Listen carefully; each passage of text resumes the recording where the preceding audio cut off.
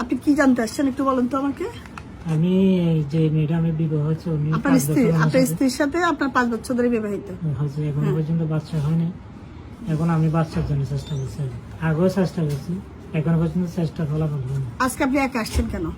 আমি আজকে একা আসছি 3 দিন আগে আমি ওর বাড়িতে একটা ডাক্তারকে দেখাইছি, ওনার বলতে ওনাকে চিকিৎসাটা দিয়ে দিচ্ছে। আবার আমি আপনার যখন ভিডিও সবসময় দেখি তখন আমার দুবাইতে আমি যখন দেখি আমার ইচ্ছা। আচ্ছা, আপনি দুবাই থাকেন, বাংলাদেশে থাকেন, এই 5 বছরে 5 বছরের মধ্যে 3 বছর আমার ওয়াইফের সাথে সময় হয়েছে।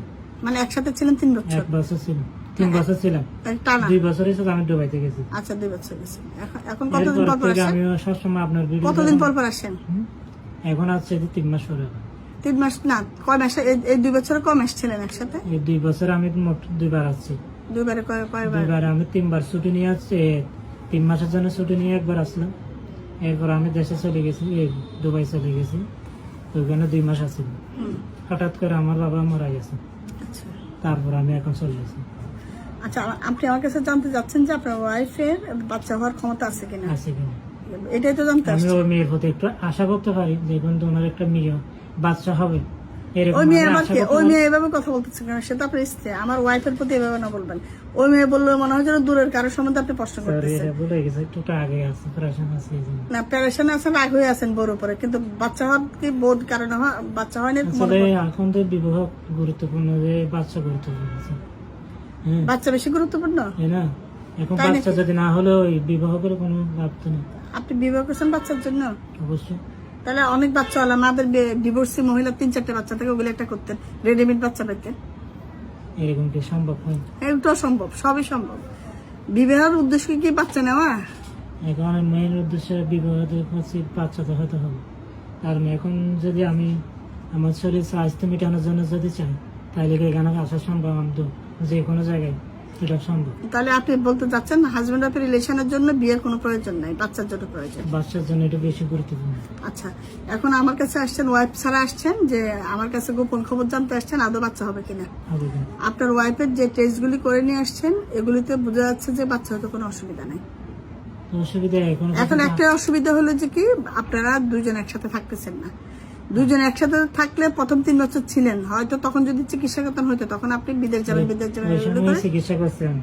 করছেন। কি চিকিৎসা করেছেন?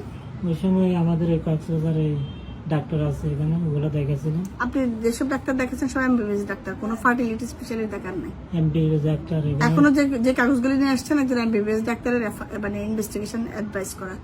আপনাকে আমাদের মতো ফার্টিলিটি স্পেশালিস্ট দেখায় গুরুত্ব সহকারে, যদি বাচ্চাটাকে এতই প্রয়োজন মনে করেন আগে চেষ্টা করেন, নিজে থাকেন, সময় দেন ওয়াইফকে। এখন তো সময় আমার কাছে নাই। তাহলে এখন তো আমি দেখতেছি আপনারই সমস্যা, আপনি কি ওয়াইফকে ব্লেম করবেন? আপনার কোনো ওয়াইফ না, আমি যদি ওনার হবে এরকম আশা হলে আমরা হবে হবে। আপনি সময় নিয়ে আসেন, 6 মাসের ছুটি নিয়ে আসেন।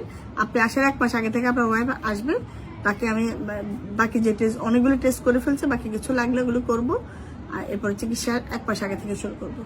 আপনি এখন চলে যান, ওয়াইফের সাথে খুব ভালো রিলেশন করেন, মানে মাথার মধ্যে অন্য বিকল্প কোনো চিন্তা আনবেন না। আর একটা সম্পর্ক কোনোদিন বিয়ের জন্য না, বিয়েটা কিন্তু কোনো ইয়ার জন্য না, বাচ্চার জন্য না। এটা আল্লাহ কিন্তু কোরআন হাদিসে এটা বলে নাই, এটা আমরা বানাই নিচ্ছি। বাচ্চা একটা বাই প্রোডাক্ট, বাচ্চা হলে অনেক ভালো, কিন্তু ধরেন নবীজির আয়েশা রাদিয়াল্লাহু তাআলার সাথে তো বাচ্চা হয় নাই, তো উনি কি এই কারণে ডিভোর্স দিছে বউকে, বা এই কারণে কি উনি কোনো আক্ষেপ প্রকাশ করছে? এটা আল্লাহর হুকুম। আল্লাহ কাউকে বাচ্চা দিবে, কাউকে দিবে না, কাউকে ছেলে মেয়ে সব দিবে, কাউকে কোনোটাই দিবে না। আল্লাহ যে অবস্থায় রাখবে সেটাতে সন্তুষ্ট থাকবেন, এটাই তো আমাদের পরীক্ষা।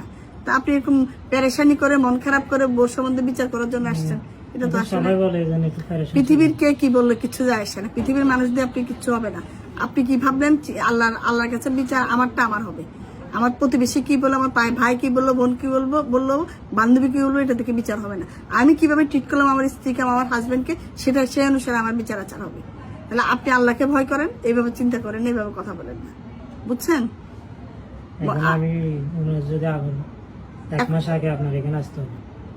আসার আপনি এখন তো চলে যাবেন, কবে চলে যাচ্ছেন? এখন ঈদের আগে চলে যাবো। আচ্ছা, ঈদের আগে চলে যান।